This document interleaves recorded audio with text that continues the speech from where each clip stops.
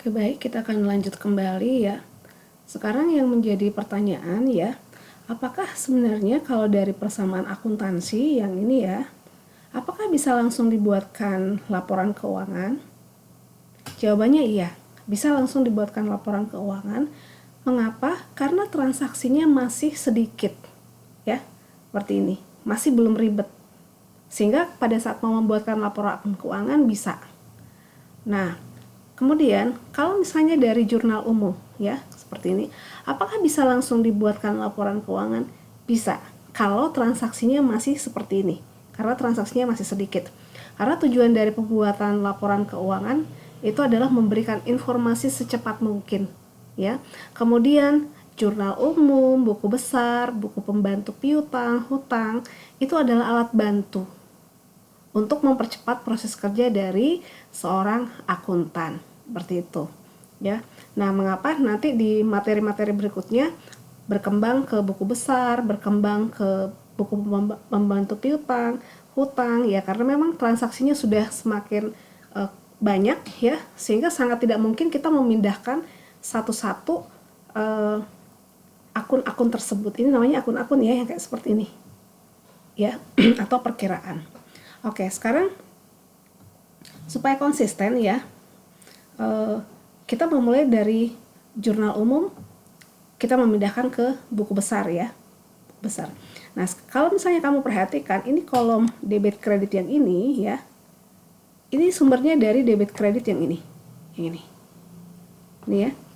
Sebenarnya debit kredit yang ini asalnya dari persamaan akuntansi.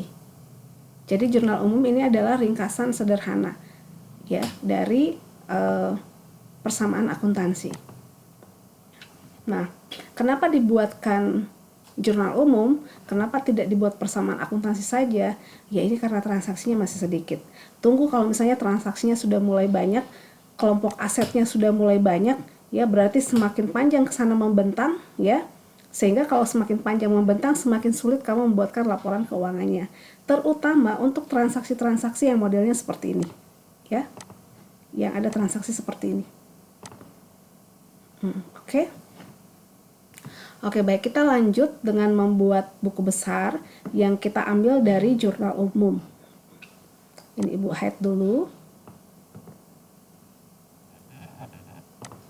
Oke, supaya tidak repot, nanti kita akan buat transaksinya, buku besarnya di sisi sebelah sini.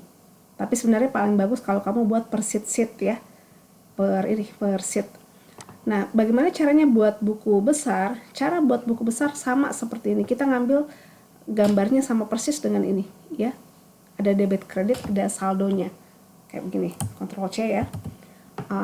Coba Ibu pindahkan dulu ke sini, kita buat per sheet saja ya, seperti ini. Nah, saya Ibu taruh di sini ya.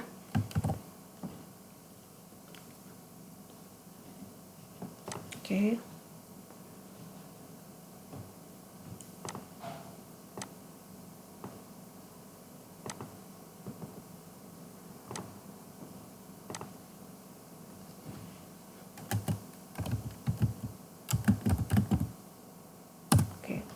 Kita lebarkan dulu kolomnya.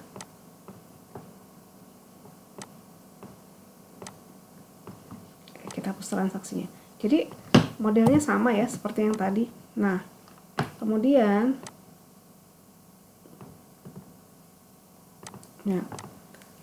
bagaimana sebenarnya cara formatnya?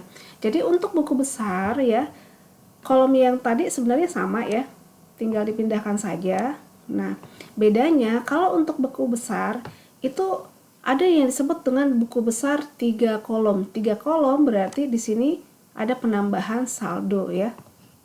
Nah, di sini ada penambahan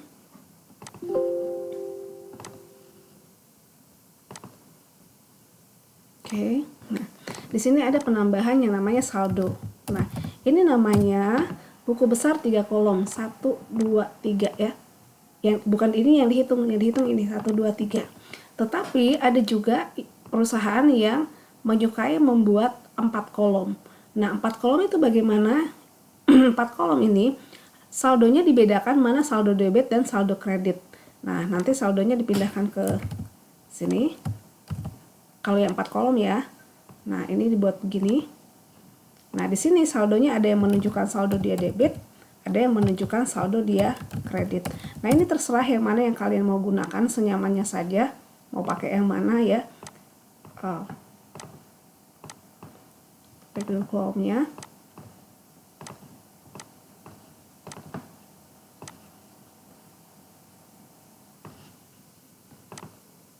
Oke.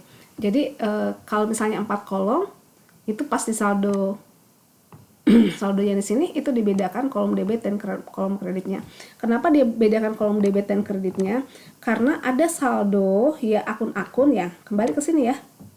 Ke sheet yang ini yang tadi di hidden.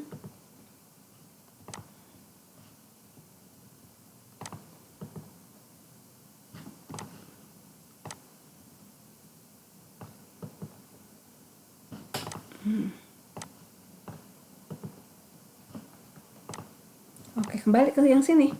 Kenapa harus dibedakan? Karena ini ada ada yang bersaldo normal debit dan ada yang bersaldo normal kredit ya. Nah, contohnya seperti ini. Kalau misalnya dia kelompok kas ya, katakanlah ini nomor rekeningnya. Nomor rekeningnya itu adalah karena ini kas biasanya dimulai dengan nomor 1 ya. Kemudian dia satu lagi ya.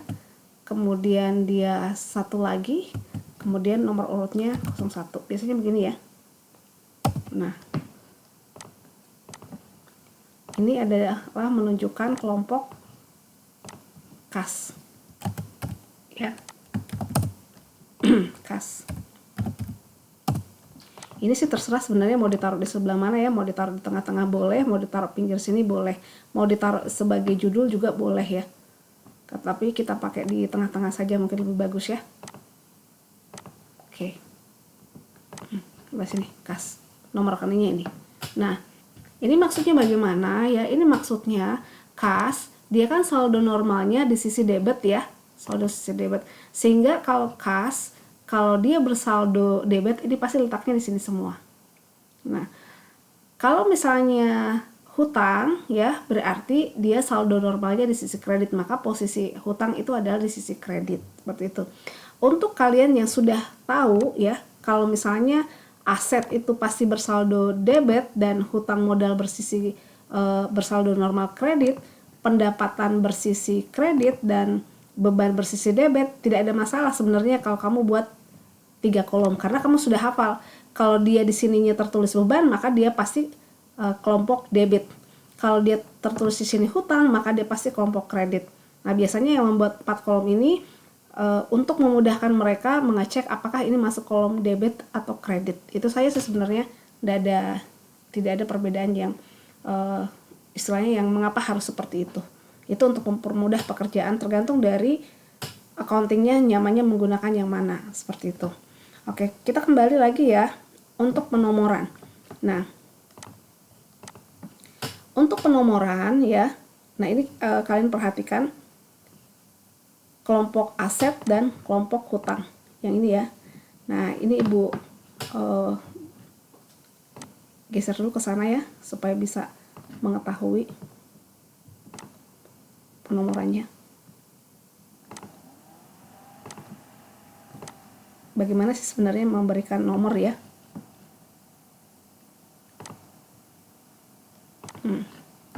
Nah, ini kamu perhatikan di sini adalah kelompok aset. Nah, ini kalau kita mau kasih nomor ya, caranya tuh seperti ini. Ini terbagi kelompok aset. Aset ya.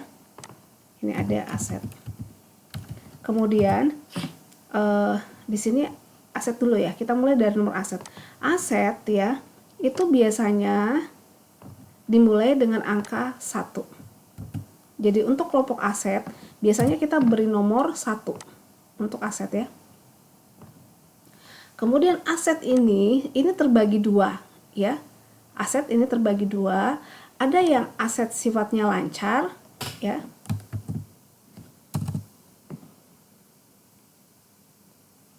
Oke, kita taruh sini dulu ya. Nah, ini ada aset yang sifatnya lancar.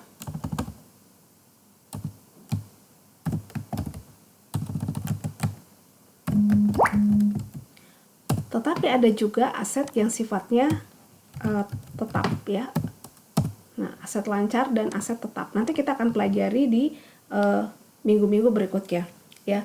Jadi 01 itu dia menunjukkan kelompok aset yang secara umum. Kemudian aset itu terbagi, ada aset lancar ya, dan ada aset yang sifatnya tetap.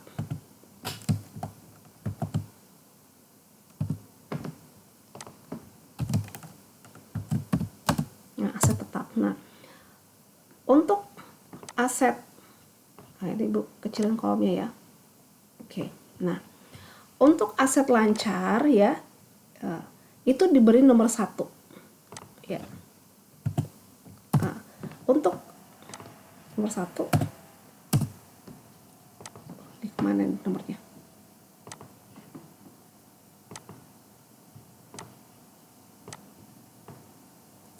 Oke.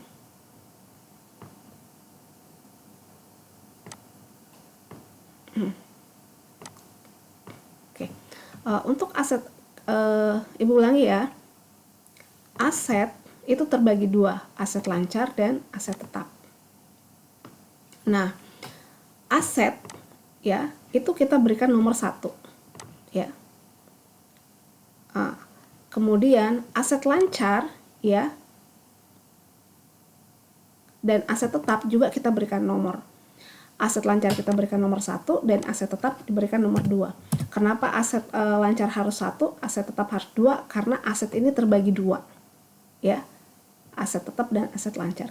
Kemudian kita perhatikan kembali, biasanya aset lancar itu terdiri dari misalnya ya, pada umumnya ya kas, terus kemudian piutang. Nah, ini diurut berdasarkan tingkat likuiditasnya. Nanti akan dijelaskan kembali tingkat likuiditas itu yang seperti apa ya.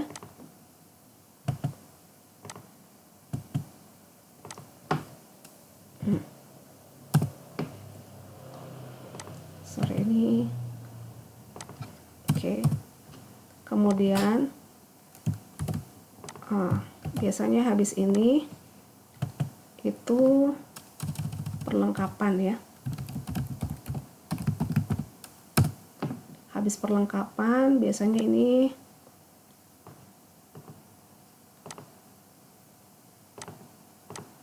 habis perlengkapan biasanya itu ada peralatan.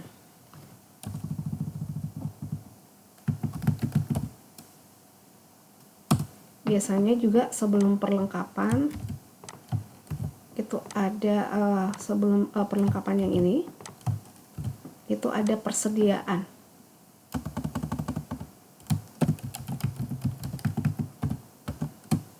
Persediaan barang dagangan. Oke ya, seperti itu. Nah,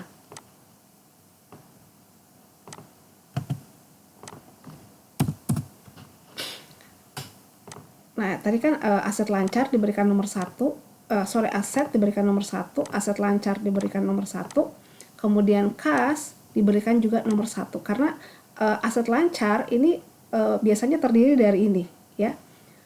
Berarti karena dia terdiri dari ini, urutan pertama di aset lancar itu adalah kas, kemudian urutan keduanya itu adalah piutang ya, urutan ketiganya itu adalah persediaan, urutan keempatnya perlengkapan, urutan kelimanya adalah peralatan, seperti ini ya. Kemudian biasanya ya ini kas itu masih beranak lagi ya, masih ada turunannya.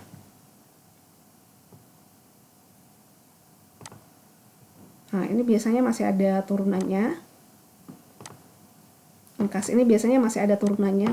Turunannya itu apa ya? Untuk kas itu kas turunannya itu berarti ada kas yang ada dipegang oleh bendahara, biasanya disebut dengan kas on hand ya. Kas atau bisa ini cash ini ya. Nah, ini kas yang ada di bendahara. Kemudian ada juga biasanya yang disimpan di bank ya, misalnya di bank. Nah, terserah ini apakah banknya mau dibuatkan satu-satu akunnya atau nanti mau dibuatkan buku bank. Jadi terserah ya. Misalnya banknya ada 5 ya, boleh juga ya. Misalnya yang ini bank ABC ya. Kemudian berikutnya itu adalah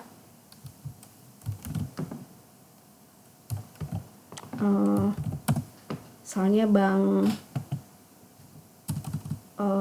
BCA ya, boleh begitu. Sebutkan saya semua banknya. Nah, kemudian selain bank, biasa juga ada kas kecil atau biasa disebut dengan petty cash ya.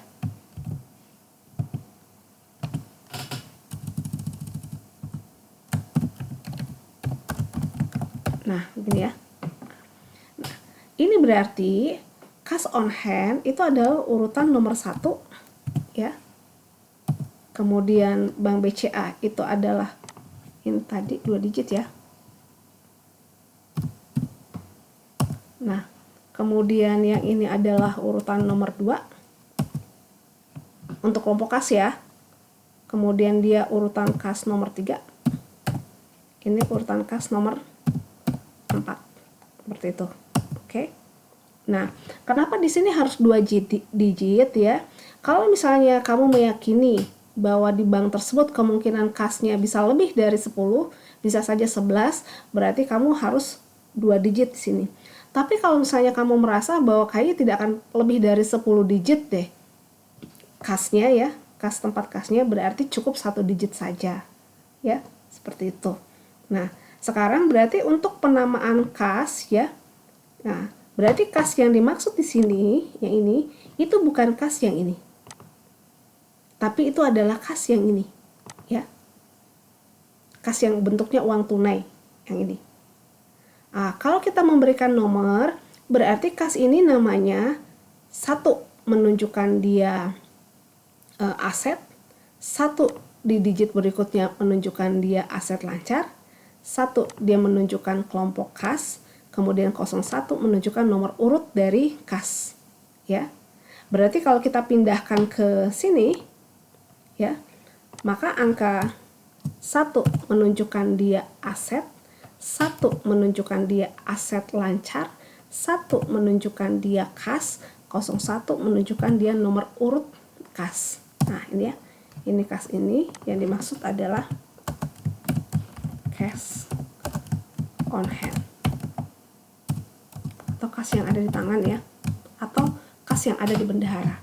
Nah, mudah-mudahan ini bisa dipahami ya, penomoran rekening ini. Nah, jadi seperti itu untuk penomoran untuk aset. Nah, sekarang Ibu kasih contoh lagi ya, yang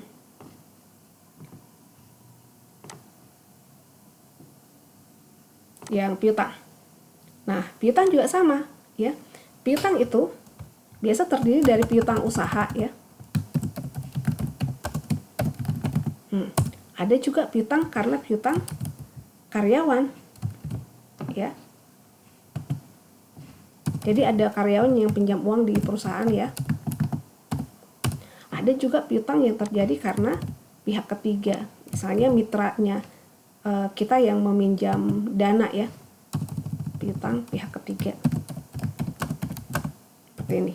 Nah, ini yang lebih mudah kasih nomornya ya, memberikan nomor. Jadi 1 menunjukkan dia tadi aset, 1 lagi dia menunjukkan aset lancar, piutang dia menunjukkan urutan 03.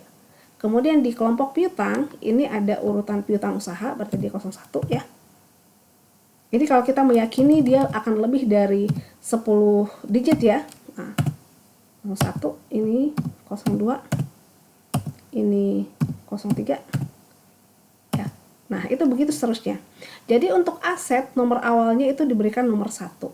Nah, bagaimana dengan jadi aset itu nomornya adalah nomor di sini ya, sini ya Ibu edit. Ini dia punya nomor 1. Ini ya.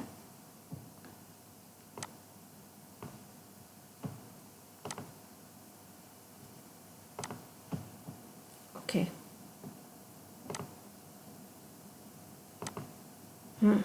Ini kalau aset dia nomornya 1 ya. Kalau dia hutang nomor berapa? Kalau hutang itu selalu diawali dengan nomor 2. Ini putar depan ya 2-nya. Kalau modal itu pasti nomor 3.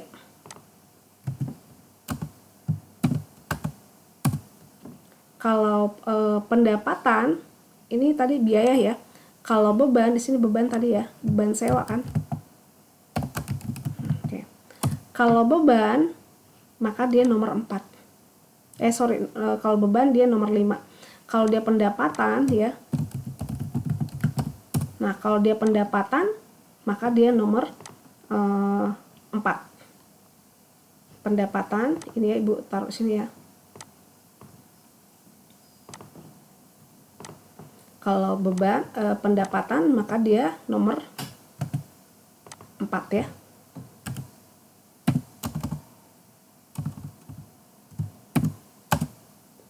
Kalau dia beban, dia nomornya nomor 5. Nah, kalau ada yang bertanya kenapa urutannya seperti ini adalah sebuah kesepakatan ya. Sebuah kesepakatan. Seperti itu. Oke, kita kembali ke buku besarnya. Mudah-mudahan bisa dipahami ya. Kita kembali ke buku besar ya. Ini Ibu hidden dulu ya. Hide dulu. Oke, kita kembali ke cash on hand ya. Ini Ibu taruh di sini. Ya, nomor rekeningnya.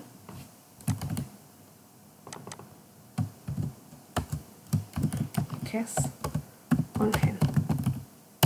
Ya. Nah, sekarang kita lihat yang transaksi yang menyangkut kas berarti yang ini ya.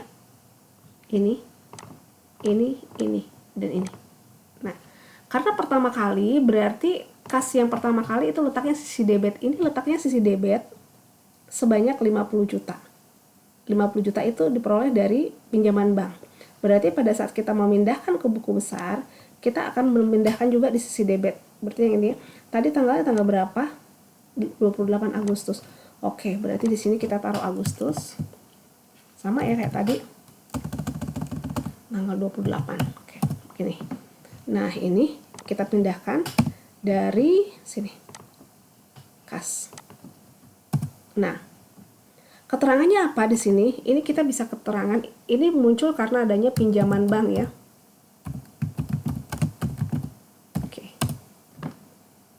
Terus bagaimana dengan saldonya? Nah, karena belum ada saldo awalnya ya, maka otomatis ini letak karena ini debit ya pindah ke sini juga pasti debit ya. Ini. Gitu. Oke. Terus karena ini sudah dipindahkan, berarti kode ini ya ini kita taruh di sini, di referensi. Kode ini menunjukkan kalau kita sudah memindahkan ke buku besarnya. Nah, sekarang yang mana lagi? Ini ya. Ini nilainya 25 juta. Ini karena dia beli peralatan salon. Oke. Kita pindahkan di sini. Dia saldonya kredit ini ya. Kita ambil dari sini. Ini kas. 25 juta. Ini 25 juta kan kalau di buku besar ini uang apa ya, begitu ya. Maka kita harus lihat transaksinya di sini. Ini transaksinya adalah pembelian peralatan salon. Maka di sini bisa diberikan keterangan pembelian peralatan salon. Oke. Gitu.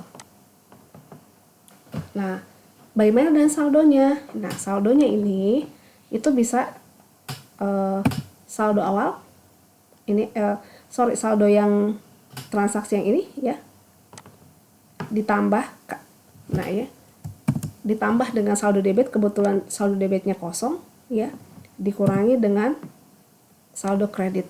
Nah, gini, kita pakai rumus di sini ya, biar nanti kalau belajar Excel for data analysis kalian juga mudah untuk menggunakannya. Sekarang kita lihat lagi, ini kan sudah dipindahkan ya. Karena sudah dipindahkan, berarti yang ini kita pindahkan ke sini. Ini ya. Ini tanda bahwa kita sudah memindahkan. Berikutnya, mana lagi? Berikutnya ini adalah kas yang ini. Ya, kasnya. Oke, kas yang ini letaknya di sisi kredit. Ini karena membeli perlengkapan. Berarti kas yang ini pindah ke sini. Ini ke sini. Kas yang ini ya. Nah, jangan lupa tanggalnya, ini tadi tanggalnya tanggal 29 ya.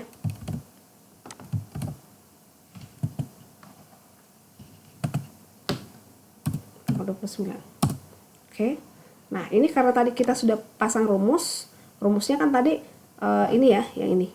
Saldo yang di sini, saldo terakhir di atasnya ditambah dengan debit dikurangi dengan kredit ya. Karena ini sudah berbentuk rumus, kita tinggal copy ke bawah. Ya. Seperti itu. Oke, sekarang kita lihat tadi ini yang 1 juta ini untuk apa ya? Kita lihat di sini itu untuk pembelian perlengkapan. Oke, berarti di sini kita harus tulis pembelian perlengkapan. Perlengkapan. Oke. Ya. Nah, kemudian yang terakhir apalagi? Yang terakhir itu masih ada. Yang terakhir ini kas, ini untuk bayar sewa gedung. Nilainya 6 juta, tanggalnya 30. Oke, berarti di tanggal 30. Ini untuk beban sewa ya. Beban sewa gedung. Itu nilainya sebanyak 6 juta. 6 juta kita ambil dari tadi sini ya. Yang ini. Oke. Nah, berarti ini kalau misalnya dijumlahkan sama caranya saldo awal ini ya, yang di atasnya ditambah dengan yang di sampingnya ini. Jadi ulang ya. Ini dapat dari saldo di atasnya ditambah dengan, karena ini sama-sama debit ketemu debit jadi jumlah ya. Kemudian dikurangi dengan kredit. Ya, debit ketemu debit dijumlah. Hasilnya taruh di debit karena lebih besar nilai debitnya daripada nilai kreditnya. Kita cek lagi apakah sudah. Sudah kita ini, tapi kita belum memindahkan yang ini. Kita pindahkan yang ini ke sini. Oke. Satu lagi masih ada pendapatan jasa tapi dia letaknya sisi debit. Oke, ini diperoleh dari pendapatan jasa. Oke. Tanggalnya 31 ya. Nah, ada pendapatan jasa. Tadi letaknya sisi kasnya debit ya. Berarti ini taruh di sisi debit ya. Ambil dari sini. Saldonya bagaimana? Ini caranya sama ya. Yang ini ditambah dengan di atasnya ya. Diambil dari atas. Karena ini debit ya, berarti kalau debit ketemu debit dijumlah. Kemudian dikurangi dengan saldo di sampingnya. Walaupun kosong tetap dimasukkan rumusnya ya, seperti itu. Atau kalau misalnya tidak mau repot, kalau sebelumnya sudah ada rumus, bagaimana caranya tahu kalau ini sudah ada rumus? Tinggal lihat. Kalau kamu klik begini, kemudian di sini ada ini formula, berarti ini adalah rumus isinya. Tinggal kamu tarik ke bawah. Hasilnya begitu. Oke. Nah, sudah kita pindahkan semua yang kas. Berikutnya, kolom referensi, ini kita isi apa? Kita isi dengan data ini. Kebetulan ini karena hanya satu sheet saja, kita anggap ini adalah kebetulan halaman 1 ya. Halaman 1. Oke. Ini adalah jurnal umum. Kalau begitu, referensi di sini kita harus tuliskan bahwa semua transaksi yang ada di sini itu sumbernya dari jurnal umum halaman pertama.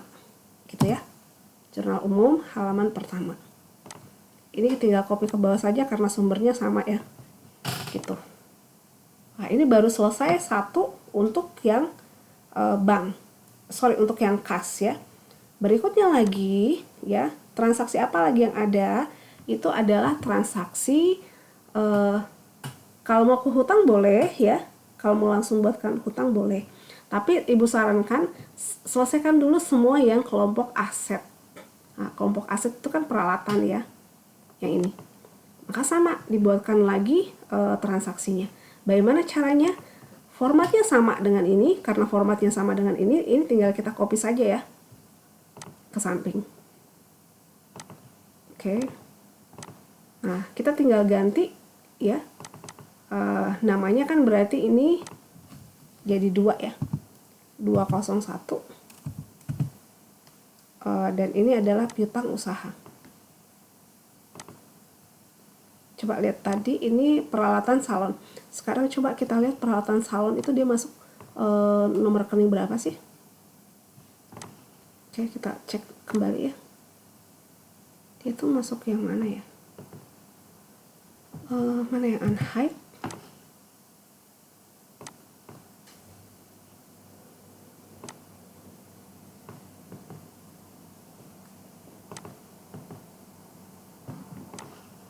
Tidak mau lagi.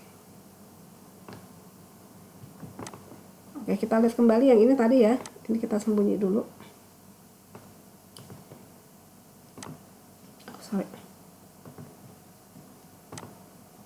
Oke, tadi kalau dia kalau dia perlengkapan, tadi apa ya transaksinya? Peralatan ya, peralatan salon. Sekarang kita lihat peralatan. Peralatan salon, mana peralatan? Oh ya, peralatan kita berikan nomor 5 ya. Di sini peralatan nomornya 5. Kode depannya 1 menunjukkan aset ya. 1 menunjukkan aset lancar lagi. Kemudian 5 dia menunjukkan peralatan. Karena tidak ada anak-anaknya di bawah, berarti kita kasih kosong ya. Ini peralatan. Oke, sebelum kita pindah ke sini, kita ganti dulu yang ini ya. Karena ini kan bukan transaksi yang ini. Oke, kita atur dulu nomor rekeningnya. 1 menunjukkan dia aset. 1 lagi menunjukkan dia aset lancar ya. Kemudian dari aset lancar 5 dia menurut urutan nomor ketiga ya, yang ini ya. Dan 1 1 5 ya. Nah, 115. Karena dia tidak beranak ya, berarti kan kosong ya. Karena dia tidak beranak kan berarti dia kosong. Dia kosong. Kosong. Kemudian karena sebelumnya sudah menggunakan berapa digit ya? Di sini sudah menggunakan 5 digit, maka di sini juga harus 5 digit. Nah, ini adalah urutan nomor 1 gitu ya. 11501. Ini udah bener enggak ya? Tadi 11101. Oke, 111. Ini berarti 11501.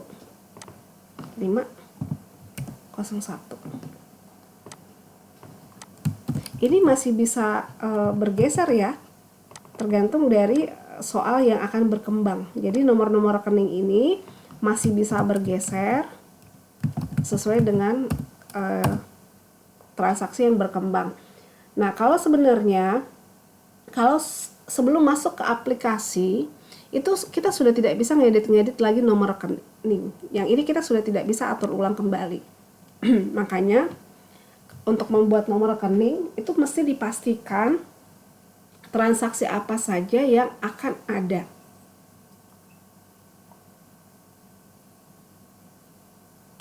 Seperti itu, ya. Dipastikan kembali transaksi apa saja yang kemungkinan akan muncul. Kenapa? Karena itu akan menggeser posisi akun-akun lainnya. Karena untuk mengurutkan ini kan ada aturannya ya. Kalau aset itu diurutkan berdasarkan yang paling liquid, ya. Sementara kalau aset tetap yang paling tidak liquid, seperti itu. Oke, nanti kita pindahkan kembali yang peralatan salonnya, ya.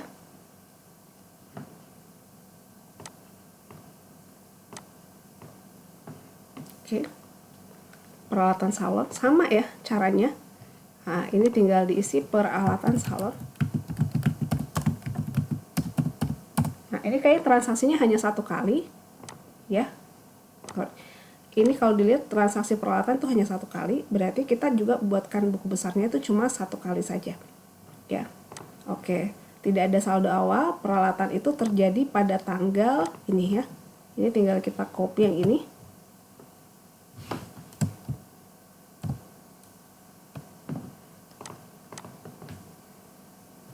Copy, pindahkan ke sini tanggalnya. Oke, ini sama ya, peralatan salon. Berarti kalau di sini peralatan salon, kita tidak usah lagi tulis peralatan salon karena memang ini kan peralatan salon. Ini yang kita butuhkan, ini dibelinya secara tunai atau kredit.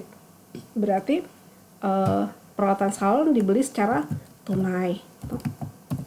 Tunai. Bisa juga kalau misalnya ada nomor invoice-nya, bisa dituliskan nomor invoice atau nomor faktur ya, atau nomor nota ya, tulis di sini berapa.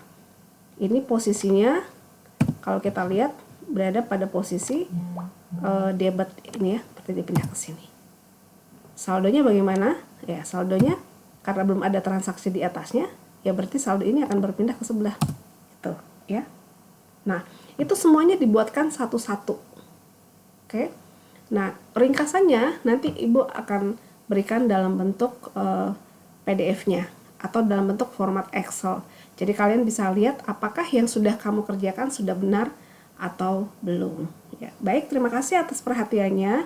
Berikutnya nanti kita akan masuk ke pembuatan laporan keuangannya. Semoga niat baik kalian dalam belajar senantiasa diberkati oleh Tuhan, dan apapun juga yang kalian kerjakan boleh terjadi seperti apapun yang kalian harapkan.